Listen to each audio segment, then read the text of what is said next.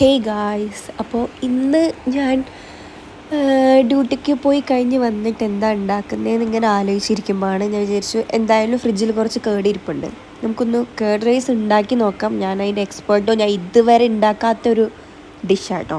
അപ്പം അതിന് സൈഡ് ഡിഷായിട്ട് നമുക്ക് കുറച്ച് സോയാബീൻ പൊരിച്ചതും ഒരു മസാല ഓംപ്ലേറ്റും ഉണ്ടാക്കാമെന്ന് വിചാരിച്ചു. അങ്ങനെ സോയാബീന് പൊടി ഐറ്റംസൊക്കെ എന്താ പറയുക ആക്കി സോയാബീൻ പൊരിക്കാനിട്ടു. അത് കഴിഞ്ഞിട്ട് നമ്മൾ റൈസ് ഓൾറെഡി ഞാൻ കുക്ക് ചെയ്ത് വെച്ചിരിക്കുമായിരുന്നു. അതിനകത്തേക്ക് നമ്മുടെ കേട് ഇട്ടിട്ട് ജസ്റ്റ് ഒന്ന് ഇളക്കണം, കാരണം അത് നല്ല കട്ടി തൈരാം.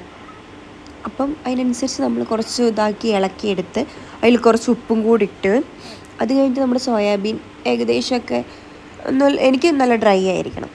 ഞാൻ അതേപോലെ തന്നെ നല്ല ഡ്രൈ ആക്കി പൊരിച്ചെടുത്തു. ആ ചട്ടിയിൽ തന്നെ ഞാൻ ഒരു ഓംപ്ലേറ്റ് ഇട്ട് കുറച്ച് ഉപ്പും കൂടെ ഇട്ടെടുത്തു, അങ്ങനെ ഒരു മസാല ഓംപ്ലേറ്റ് പോലെ. പിന്നെ അതിനകത്തേക്ക് കുറച്ച് എണ്ണ ഒഴിച്ച് കടുകിട്ട് പൊട്ടിച്ചിട്ട് ആ താളിച്ചത് ഇതിനകത്തേക്ക് ഒഴിച്ചു. അങ്ങനെ നമ്മുടെ മെനു ഇവിടെ റെഡിയായി നൈറ്റത്തെ.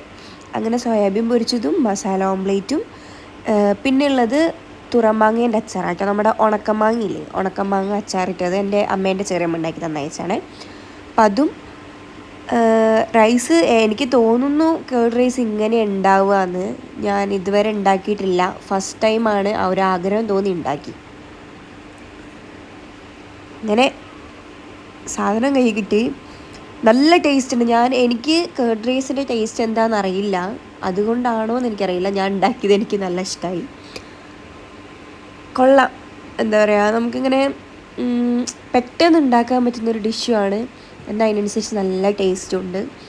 നമുക്കിങ്ങനെ കഴിച്ചുകൊണ്ടേ ഇരിക്കാം. നമുക്ക് ഇതിൻ്റെ ഫസ്റ്റ് ഓഫ് ഓൾ ഇതിന് വേറൊരു കറി വേണ്ട, എക്സ്ട്രാ നമുക്കൊരു കറി ഉണ്ടാക്കണ്ട, ഇതന്നെ മതി. തൈരും, അതായത് കേർഡ് റൈസ് തന്നെ നമുക്ക് ഓക്കെയാണ്. കാരണം തൈര് എനിക്കൊക്കെ ഭയങ്കര ഇഷ്ടമാണ്.